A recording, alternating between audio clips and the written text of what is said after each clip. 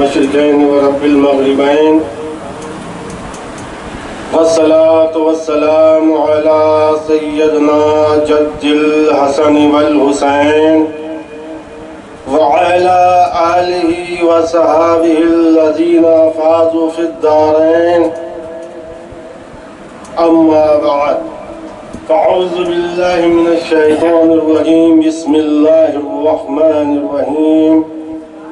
مرج البحرين يلتقيان بينهما برزخ لا يبغيان فبأي آلاء ربكما تكذبان يخرج منهما اللؤلؤ والمرجان.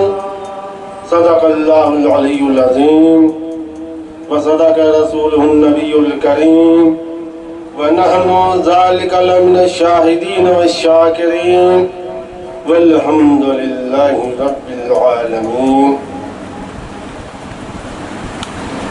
در حسین کو دار السلام کہتے ہیں، در حسین کو دار السلام کہتے ہیں، مقام شاہ کو عالی مقام کہتے ہیں. حسین آپ کے قدم پر سر رکھ کر، حسین آپ کے قدم پر سر رکھ کر یہ تمام اہل محبت سلام کہتے ہیں. نبی علی باغ وحدت کے گل، نبی علی باغ وحدت کے گل، ہوا نور سے ان کے اظہار کل، گئے ان سے وحدت کے اسرار کل. محمد گلست و علی بوئے گل، بود فاطمہ و اندرا برگ گل. خلاصہ خدائی کے ہے 5 تن، خلاصہ خدائی کے ہے 5 تن، خلاصہ خدائی کے ہے 5 تن. انہی سے ہے سب رنگ بوئے چمن، انہی سے ہے سب رنگ بوئے چمن. دہن سے یہ گنچا کہ نکلا سخن، جو عطرش برآمد حسین و حسن، جو عطرش برآمد حسین و حسن، جو عطرش برآمد حسین و حسن. معطر شد از وی زمین و زمن، معطر شد از وی زمین و زمن. ایک بار آواز پاک پڑھنا. اللہم سیدنا و مولانا محمد وعلی آل سیدنا و مولانا محمد وبارک وسلم.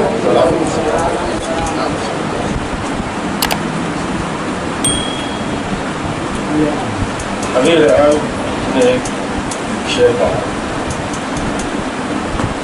کیا ہم سے شان حسین پوچھتے ہو، کیا ہم سے شان حسین پوچھتے ہو، کیا تمہارے گھر میں قرآن نہیں، کیا تمہارے گھر میں قرآن نہیں.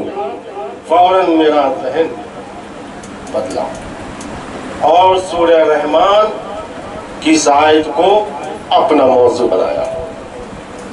مرج البحرین یلتقیان بینہما برزخ لا یبغیان فبأی آلاء ربکما تکذبان یخرج منہما اللؤلؤ والمرجان.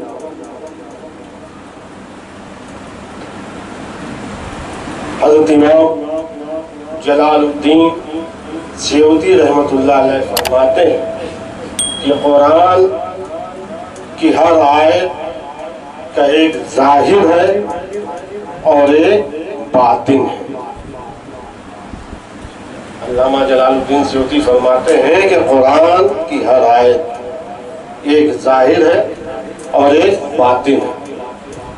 قرآن کا ہر حرف اس کا ایک ظاہر ہے اور اس کا ایک باطن. سورہ رحمان چند آیت جو میں نے تلاوت کی، مرج البحرین یلتقیان، 2 سمندروں یعنی 2 دریاؤں کا ملان، 2 دریاؤں کا میلان. یہ 2 دریائیں کون تھے؟ یہ دو دریائیں کون سی؟ ایک دریا بحر ولایت،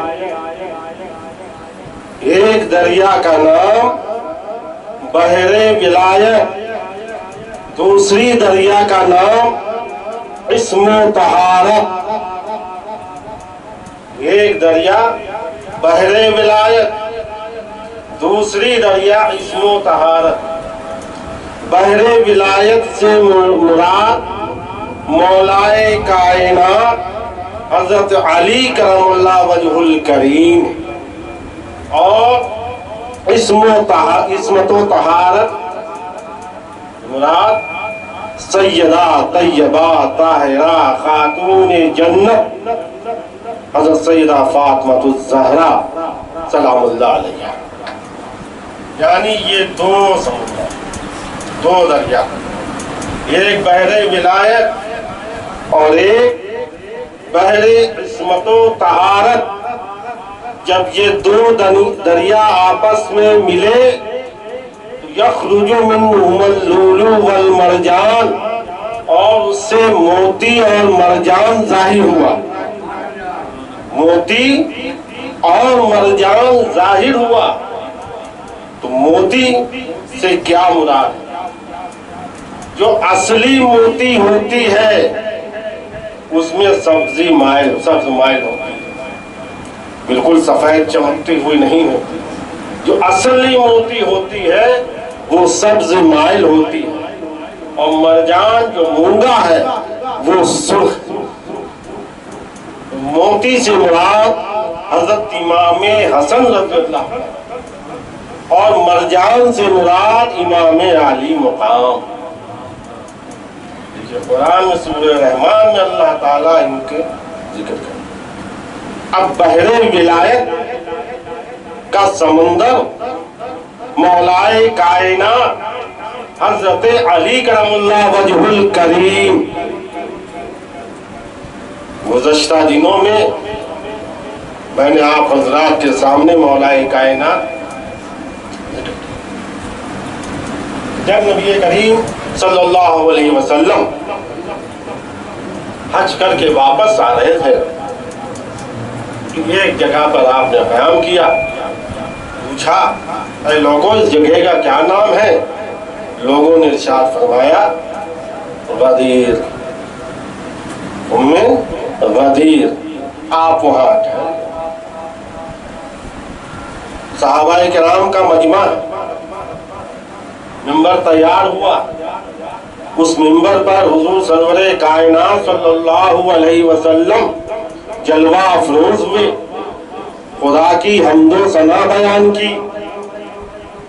اس کے بعد لوگوں سے فرمایا کہ لوگوں میں کیا تمہاری جانوں سے زیادہ عزیز نہیں ہوں؟ تو لوگوں نے کہا قالوا بلا، بے شک۔ پھر حضور سرور کائنات صلی اللہ علیہ وسلم نے ارشاد فرمایا کیا میں تمہارا مولا نہیں ہوں؟ صحابہ کرام کی جماعت تھی، 1,24,000 صحابہ کرام اس وقت وہاں موجود تھے۔ حضور سرور کائنات صلی اللہ علیہ وسلم ارشاد فرما رہے ہیں کیا میں تمہارا مولا نہیں ہوں؟ کیا میں تمہارا ولی نہیں ہوں؟ اس جماعت نے ایک ساتھ صدا بلند کی، قالوا بلا، بے شک آپ ہمارے مولا ہیں، آپ ہمارے ولی ہیں۔ پھر حضور سرور کائنات صلی اللہ علیہ وسلم نے مولائے کائنات کا دست مبارک پکڑا، ہوا میں بلند کیا، من کنت مولا فہذا علی مولا، کہ جس کا میں مولا ہوں اس کے علی مولا ہے، جس کا میں مولا ہوں اس کے علی مولا ہے۔ یعنی ہر مومن مرد اور مومن عورت کے مولائے کائنات ولی ہے۔ پھر آپ نے دعا کی کہ اللہ تعالی جو علی کو اپنا مولا مانے، جو علی کو اپنا ولی مانے، تو بھی اس کا مولا اور تو بھی اس کا ولی۔ بات سمجھ آئے؟ یعنی جن لوگوں نے مولائے کائنات کو اپنا مولا مانا، جن لوگوں نے مولائے کائنات کو اپنا ولی سمجھا، مانا، اے اللہ تو بھی ان کا مولا، تو بھی ان کا ولی۔ پھر آپ نے ارشاد فرمایا کہ جو مولائے کائنات سے بغض رکھے، جو مولائے کائنات کا دشمن، وہ میرا دشمن، اور جو میرا دشمن وہ اللہ کا دشمن۔ اب آپ یہیں سے غور کیجئے اور حالات حاضرہ میں جو مولوی ڈنڈی مار رہا ہے اس کو مد نظر رکھتے ہوئے حضور کے ان ارشادات کو سامنے رکھیں، حضور کے اس قول کو سامنے رکھیں اور اپنے ایمان کی حفاظت کریں۔ مختصر یہ کہ مولا کی مولائیت کا جب اعلان ہوا، مولا علی کی ولایت کا جب اعلان ہوا، تو حضرت سیدنا ابو بکر صدیق رضی اللہ تعالیٰ عنہ، حضرت عمر فاروق اعظم رضی اللہ تعالیٰ عنہ آگے بڑھے، مولائے کائنات کو سینے سے لگایا اور مبارکباد دی۔ مولائے کائنات کو کس نے؟ حضرت سیدنا ابو بکر صدیق رضی اللہ تعالیٰ عنہ، حضرت عمر فاروق اعظم رضی اللہ تعالیٰ عنہ نے مبارکباد دی اور فرمایا کہ اے علی، آج سے تم ہم سب کے مولا۔ مولا کی مولائیت کی تصدیق کی اور اس کو تسلیم کیا کہ علی، آج سے آپ ہم سب کے مولا، آج سے آپ ہم سب کے ولی۔ تب غور کریں کہ حضرت سیدنا ابو بکر صدیق رضی اللہ تعالیٰ عنہ کے مولا علی، حضرت عمر فاروق اعظم رضی اللہ تعالیٰ عنہ کے مولا علی، حضرت عثمان غنی رضی اللہ تعالیٰ عنہ کے مولا علی۔ اب غور کرو کہ جس کے مولا علی ہیں، جس کے مولا علی ہیں، جس کے ولی علی ہیں، لیکن مولوی ارے چوتھے نمبر ان کے مولوی کیا کرتا ہے؟ چوتھے نمبر پہ۔ ارے کتھے تجھے حضور سرور کائنات صلی اللہ علیہ وسلم کا یہ ارشاد نہیں کہ جس کا اللہ مولا، اس کا میں مولا، جس کا میں مولا، اس کے علی مولا۔ جھگڑا ختم ہو گیا، جھگڑا ختم ہو گیا۔ یہی قرآن نے یہی آپ کی شان ولایت کہ بحر ولایت مولائے کائنات، عصمت و طہارت خاتون جنت حضرت سیدہ فاطمہ الزہرا سلام اللہ علیہا، جن کی شان میں قرآن کی آیت نازل انما یرید لیذهب عنکم الرجس اہل البیت ویطہرکم تطہیرا، کہ اہل بیت میں نے تم سے تمام رجس کو پاک کر دیا، تمام آلائشوں آلودگیوں سے تم کو پاک کر دیا۔ لوگوں نے سمجھا کیا کہ ازواج مطہرات کی شان میں یہ آیت ہے، مگر قربان جائیے ہم سب کے آقا و مولا ताजदार मदीना अहमद मुश्तबा मोहम्मद मुस्तफ़ा सल्लल्लाहु अलैहि वसल्लम हज़रत उम्मे सलमा फरमाती हैं, मुस्लिम शरीफ की हदीस है कि आप काली काली रहमत वाली कमली उस वक्त ओढ़े हुए थे। आवाज दी, हसन आओ, हुसैन आओ, फातिमा आओ, अली आओ। इन चार नफूसों को हुजूर सरवरे कायनात सल्लल्लाहु अलैहि वसल्लम ने अपनी काली काली रहमत वाली कमली में ले लिया और इरशाद फरमाया, अल्लाहुम्मा हाउलाए अहले बैत, ए अल्लाह ये मेरे अहले बैत हैं। ये चार नफूसे कुदसिया को अपनी काली काली रहमत वाली कमली में लेकर अल्लाह की बारगाह में अर्ज किया कि मौला, ए अल्लाह ये मेरे अहले बैत हैं, मैं इनसे मोहब्बत करता हूँ, तू भी इनसे मोहब्बत कर और जो इनसे मोहब्बत करे उन लोगों से भी मोहब्बत। तो जिनकी शान है यह आयत ततहीर नाजिल। कल शाहब ने एक नात पढ़ी, एक कलाम शेर पढ़ा फातिमा ज़हरा की शान में। एक शेर था कि ज़ुहर के वक्त हज़रत इमाम हसन रज़ी अल्लाह ताला अन्हु दुनिया में तशरीफ लाए और असर की नमाज पढ़ी। ये है तहारत खातून जन्नत। तमाम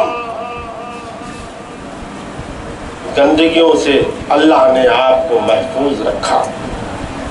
और जब ये दो दरिया, एक बहरे विलायत मौलाए कायनात, दूसरी इस्मत व तहारत खातून जन्नत, तो क्या करा लूलू वल मरजान यानी हसन और हुसैन। देखें आप, ये सूरह रहमान की आयतें में पंजतन पाक का जिक्र है। तो अल्लाह ने क्या इरशाद फरमाया कि अल्लाह जो मेरे अली को वली न माने तू भी उसका वली न हो। जो मेरे अली को वली न माने तू भी उसका वली नहीं। तो मालूम ये हुआ कि जिसके अली वली हैं, जिसके अली वली हैं, मौला है, उसके हुजूर सरवरे कायनात सल्लल्लाहु अलैहि वसल्लम भी मौला और वली। और जब हुजूर सरवरे कायनात सल्लल्लाहु अलैहि वसल्लम उसके मौला वली हैं तो अल्लाह ताला भी उसका मौला और वली। इसलिए हमको और आपको अपने ईमान की हिफाजत करनी है। क्यों? कि आज के दौर में ईमान के रहज़न जुब्बा दस्तार की शक्ल में कल्बे रूह में यजीदियत बसी हुई है और सुन्नियत का लिबादा पहनकर हमारे और आपके ईमान को कमजोर करने, खत्म करने की कोशिश कर रहे हैं। इसलिए अल्लाह ताला ने जो कुरान में ये आयत नाज़िल की, क़ुल ला अस्अलुकुम अलैहि अजरन इल्लल मवद्दता फिल क़ुरबा, इस आयत के नाजिल करने का असल मकसद क्या है? क्यों नाजिल हुई? क्यों अल्लाह ताला ने इस आयत को नाजिल किया? जब लोग ईमान की दौलत से सरफराज हुए, गुमराहियों की घाटियों से निकले, तो हज़रत सैयदना अबू बकर सिद्दीक़ रज़ी अल्लाह ताला अन्हु, हज़रत उमर फारूक आज़म रज़ी अल्लाह ताला अन्हु और भी सहाबाए किराम اپنے آپس میں یہ مشورہ کیا کیا کہ حضور سرور کائنات صلی اللہ علیہ وسلم کے خرچے بہت ہیں، آمدنی کا کوئی ذریعہ نہیں، اور حضور سرور کائنات صلی اللہ علیہ وسلم نے ہم لوگوں پر اتنا بڑا احسان کیا کہ ایمان کی دولت سے نوازا، ہم کو گمراہی سے نکالا، تو ہم لوگوں کا بھی کچھ حق بنتا ہے۔ مختصر یہ ہے کہ تمام صحابہ کرام اپنے اپنے گھروں سے جو کچھ تھا لے آئے اور صحن نبوی میں اکٹھا ہو گیا۔ تب حضرت جبرائیل علیہ السلام یہ آیت قُلْ لَا أَسْأَلُكُمْ عَلَيْهِ أَجْرًا إِلَّا الْمَوَدَّةَ فِي الْقُرْبَى لے کر حاضر ہوئے، اللہ کا سلام عرض کیا اور فرمایا کہ اللہ تعالیٰ نے آپ کو یہ ارشاد فرمایا کہ اس کو لوگوں کو اپنی زبان مبارک سے بتا دیں۔ تو حضور سرور کائنات صلی اللہ علیہ وسلم قُلْ لَا أَسْأَلُكُمْ کہہ دو، اے میرے محبوب لوگوں کو کہہ دو، بتا دو کہ یہ تم نے جو دنیا کی دولت اکٹھا کی ہے اپنے اپنے گھروں سے لا کر، مجھ کو اس کی کوئی ضرورت نہیں ہے۔ ہاں، میں نے تم کو جو ایمان کی دولت عطا کی، اجر رسالت حقیقت یہ ہے، اجر رسالت یہ دنیا کی دولت نہیں، اجر رسالت حقیقت یہ ہے کہ میرے کعبۃ داروں سے محبت کرو۔ صحابہ اکرام نے عرض کیا یا رسول اللہ، آپ کے وہ قرابت دار کون ہیں؟ کہا مولا کائنات، خاتون جنت، حسنین کریمین، ان کی محبت اہل ایمان پر واجب کر دی گئی۔ جو مومن ہوگا، اور مومن وہی ہوگا جس کے دل میں پنجتن پاک کی سچی محبت ہوگی، وہی مومن ہے، اور جس کے دل میں پنجتن پاک کی محبت نہیں وہ مومن نہیں۔ معلوم یہ ہوا کہ پنجتن پاک ایمان کی کسوٹی ہے، ایمان کی کسوٹی ہے۔ اگر کسی کے ایمان کو پرکھنا ہے، توجہ چاہتا ہوں اور اشارہ بھی کر رہا ہوں، اب اس اشارے کو سمجھنا آپ لوگوں کا کام ہے۔ کچھ باتیں ایسی ہوتی ہیں جس کو صاف طور پر نہیں کی جاتی، اشارے میں کی جاتی ہے، تو اشارہ سمجھنا چاہیے۔ کلمہ گو تو بہت ہیں، نمازی تو بہت ہیں، حاجی تو بہت ہیں، مفتی تو بہت ہیں، مولوی تو بہت ہیں، امام تو بہت ہیں، لیکن ان کی حقیقت کیا ہے؟ بظاہر قربان جائیے، تاجدار مدینہ احمد مجتبیٰ محمد مصطفیٰ صلی اللہ علیہ وسلم ارشاد فرماتے ہیں کہ اگر کوئی شخص مقام حتیم سے اور مقام ابراہیم کے درمیان، یعنی خانہ کعبہ کے اندر جو خانہ کعبہ کی تعمیر سے بچا ہوا حصہ ہے اس کو حتیم کہتے ہیں، وہاں سے لے کر مقام ابراہیم تک کوئی خوب نمازیں پڑھے، خوب روزے رکھے، اگر میرے اہل بیت سے، میرے پنجتن پاک سے، یعنی مولا کائنات سے، خاتون جنت سے، حسنین کریمین سے جس نے بغض رکھا، عداوت گھی وہ جہنم میں جائے گا. کوئی مولوی نہیں کہہ رہا، حضور سرور کائنات. اب لوگوں کی ایمان کی حقیقت سے تو حضور سرور کائنات صلی اللہ علیہ وسلم واقف ہے کہ نہیں؟ کہ لوگوں کے ایمان کی حقیقت کیا ہے؟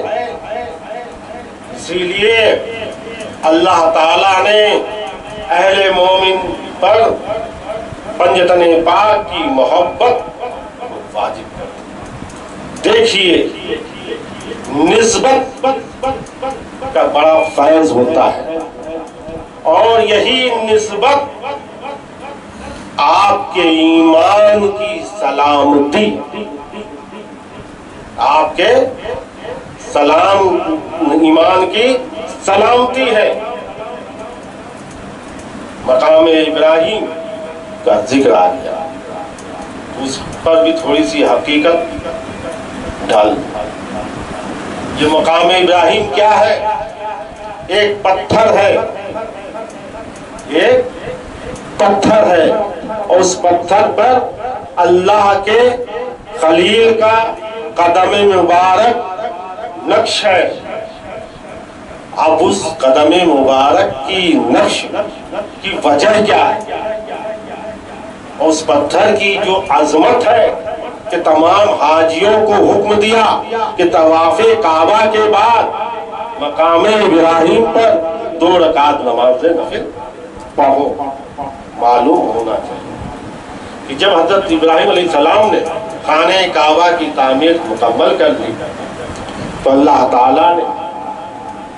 تعالیٰ نے اپنے خلیل سے ارشاد فرمایا کہ میرے خلیل، میں نے تم کو بہت سی آزمائشوں میں ڈالا، آگ میں ڈالا، تمہارے بچے کو چھوڑا، لیکن تم ہر آزمائش میں کامیاب ہو، ہر آزمائش میں کامیاب ہو. بولو، اور اس کا انعام میں تم کو دینا چاہتا ہوں. توجہ، سورہ بقرہ کی آیت ہے. میں اس کا انعام تم کو دینا چاہتا ہوں. انعام کیا ہے؟ انعام یہ ہے کہ جو امامت ہوگی وہ تیری ذریت میں ہوگی. جو امامت ہوگی وہ تیری ذریت میں ہوگی. اللہ کے خلیل حضرت ابراہیم علیہ السلام عرض کیا، کیا عرض کیا؟ کہ اللہ تعالیٰ امامت تو میری ذریت میں ہوگی. 11 امام ہے 12ویں آنے والا، یہ تو میری ذریت میں ہوں گے. اے اللہ، میں تجھ سے ایک التجا کرتا ہوں. وہ التجا کیا ہے؟ کہ جو تیرا آخری رسول وہ بھی میری ذریت سے ہو. تیرا آخری رسول وہ بھی میری ذریت سے ہو. اللہ تعالیٰ نے حضرت ابراہیم علیہ السلام کی اس دعا کو، اس التجا کو قبول کیا. کہا ہے میرے خلیل، امامت تو میں نے اپنی طرف سے عطا کر، لیکن آخری نبی، آخری رسول میں نے تیری التجا پر عطا کیا. تو جس پتھر پر اللہ کے خلیل حضرت ابراہیم علیہ السلام کھڑے ہو کر یہ التجا کر رہے تھے کہ اللہ اپنا آخری رسول میری ذریت یعنی میری اولاد میں سے عطا فرما، جب اللہ نے اس کو قبول فرما لیا، سوچے وہ دعا مقبول ہو گئی. اور اس کا اثر یہ ہوا کہ نبی کریم صلی اللہ علیہ وسلم کے طفیل کے صدقے حضرت ابراہیم علیہ السلام کا قدم مبارک کا نقش اس پتھر پر پیوست ہوا. جب اللہ کے خلیل سے اس پتھر کو نسبت ہوئی تو اس کی یہ عظمت ہو گئی کہ خانہ کعبہ کے پاس اس کو رکھا گیا اور تمام حاجیوں کو طواف کعبہ کے بعد 2 رکعت نماز نفل پڑھنے کا حکم. دیکھیں آپ، ایک تو پتھر ہے لیکن اس پتھر کے سامنے 2 رکعت نماز پڑھے، اور قدم ہے اس کا اللہ کے خلیل کا، وہاں پہ 2 رکعت نماز. پتھر کی کیا اہمیت ہوتی ہے بھائی. حضرت ابراہیم علیہ السلام تو پتھروں کا تو علاقہ ہی تھا، تمام پتھروں پہ چلے ہوں گے، لیکن اور پتھروں پہ آپ کا قدم مبارک نہیں، صرف اسی ایک پتھر پر جس پہ آپ نے اللہ سے التجا کی کہ آخری رسول میری اولاد میں سے عطا کرنا. اس پتھر کو اللہ کے خلیل سے نسبت لائے، اور اس نسبت کی وجہ سے اس کی یہ عظمت ہو.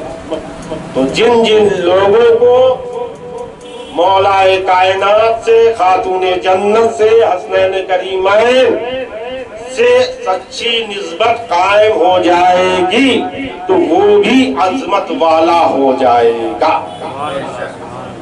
آج حضرت بابا شیخ الاسلام حضرت بابا فرید گنج شکر رحمۃ اللہ علیہ کی وصال کی تاریخ.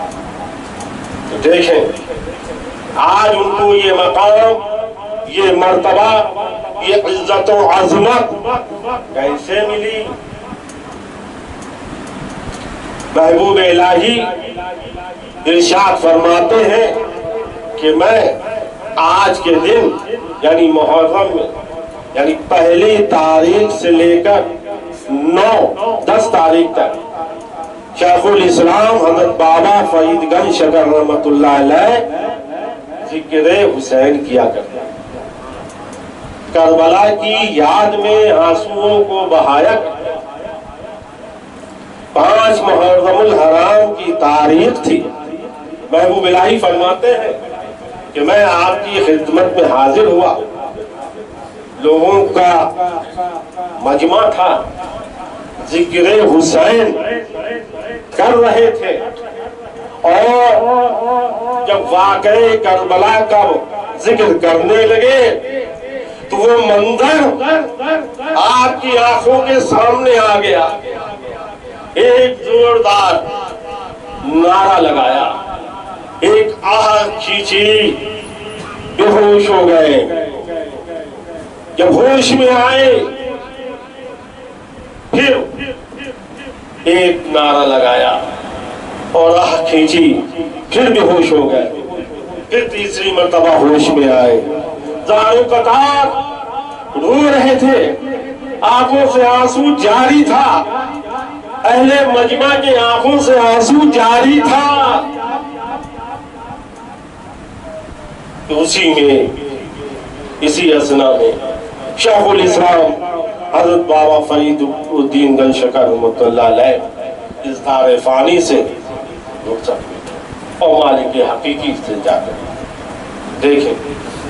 یہ ہے سچی محبت، یہ ہے سچی عقیدت، یہ ہے سچی نسبت جس کی مثال شیخ الاسلام حضرت بابا فرید گنج شکر.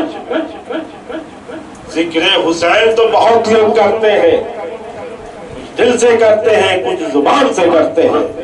جو دل سے کرنے والے ہیں ان کی یہ کیفیت ہوتی ہے، اور جو زبان سے کرتے ہیں لوگوں کو بیوقوف بناتے ہیں. اللہ ان پر رحم فرمائے. کیونکہ وقت بہت زیادہ ہو گیا، 11 بجے تک کا وقت تھا، 11:30 ہو گیا. بولنے میں جو بھی غلطیاں اللہ سے معاف کرے. بندے پاک کے صدقۃ الفعل میں آج جہاں سے چھوڑا، انشاءاللہ کل اس کے آگے سے اس کو مکمل کروں گا. وآخر دعوانا